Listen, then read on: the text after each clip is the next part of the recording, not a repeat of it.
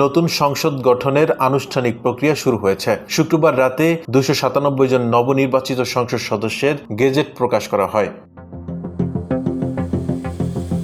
বাংলাদেশের সংসদ সদস্যরা রাষ্ট্রীয়ভাবে নির্ধারিত বিভিন্ন ধরনের বেতন, ভাতা ও সুযোগ সুবিধা পেয়ে থাকেন। এসব সুবিধা নির্ধারিত হয়েছে মেম্বার অব পার্লামেন্ট অর্ডার 1973 অনুযায়ী, যা সময়ের সঙ্গে একাধিকবার সংশোধন করা হয়েছে। সর্বশেষ 2016 সালে এই আইনের সংশোধন হয়। প্রচলিত আইন অনুযায়ী একজন সংসদ সদস্যের মূল বেতন 55,000 টাকা। এর সঙ্গে নির্বাচনী এলাকা পরিচালনার জন্য 12,500 টাকা ভাতা দেওয়া হয়। আপ্যায়ন ভাতা হিসেবে মাসে 5,000 টাকা এবং পরিবহন বাবদ 70,000 টাকা দেওয়া হয়। এই পরিবহন ভাতার মধ্যে জ্বালানি, গাড়ির রক্ষণাবেক্ষণ এবং চালকের বেতন অন্তর্ভুক্ত।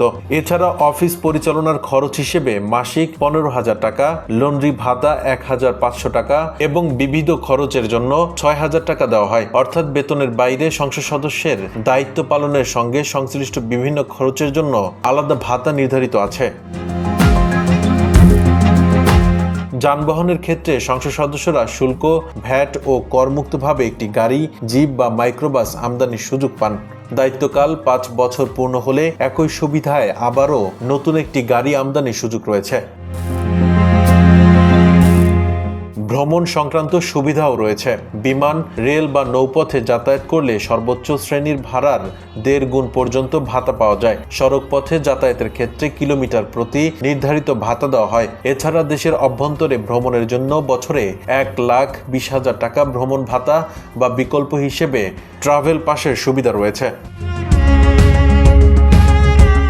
দায়িত্বস্থলে অবস্থান করলে সংসদ সদস্যরা প্রতিদিন 750 টাকা দৈনিক ভাতা এবং 75 টাকা যাতায়াত ভাতা পান। সংসদ অধিবেশন বা সংসদীয় কমিটির বৈঠকে উপস্থিত থাকলে দৈনিক ভাতা 800 টাকা এবং যাতায়াত ভাতা 200 টাকা প্রাপ্য হয়। চিকিৎসার ক্ষেত্রেও সুবিধা রয়েছে। সংসদ সদস্য ও তার পরিবারের সদস্যরা সরকারি প্রথম শ্রেণীর কর্মকর্তাদের সমমানের চিকিৎসা সুবিধা পান। এছাড়া মাসিক 700 টাকা চিকিৎসা ভাতা দেওয়া হয়। দায়িত্ব পালনের সময় দুর্ঘটনায় মৃত্যু বা স্থায়ী পঙ্গুত্বের ক্ষেত্রে 10 লাখ টাকা সরকারি বীমা সুবিধা প্রযোজ্য। পাশাপাশি বছরে সর্বোচ্চ 5 লাখ টাকা পর্যন্ত একটি ঐচ্ছিক অনুদান তহবিল ব্যবহারের সুযোগ রয়েছে।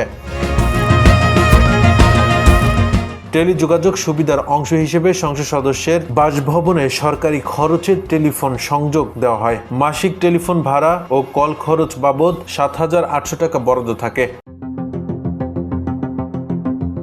সবশেষে উল্লেখযোগ্য বিষয় হলো, সংসদ সদস্যরা যে ভাতাগুলো পান সেগুলো আয়কর মুক্ত হিসেবে বিবেচিত হয়। সব মিলিয়ে দেখা যায় সংসদ সদস্যের বেতন ছাড়াও দায়িত্ব পালনের সুবিধার্থে বিভিন্ন খাতে রাষ্ট্রীয়ভাবে নির্ধারিত একাধিক আর্থিক ও প্রাতিষ্ঠানিক সুবিধা বিদ্যমান রয়েছে।